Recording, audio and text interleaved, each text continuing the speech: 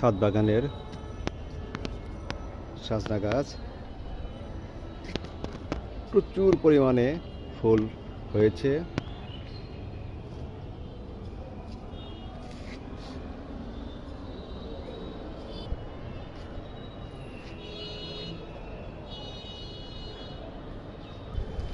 নিয়মিত পরিচর্যা করতে পারলে আশা রাখি এবার অনেক সজনা পাবো।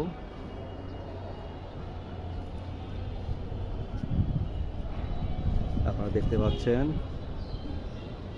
যে ছাদ বাগানে খুব সুন্দর হয়, শুধু একটু পরিচর্যা করে দেয়া। এই যে দেখেন, এই যে সজনা, ছোট ছোট সজনা হচ্ছে।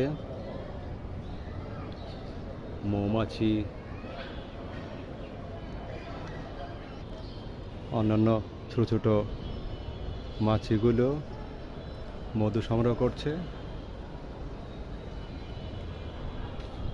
উপরেও আছে অনেক সজনা।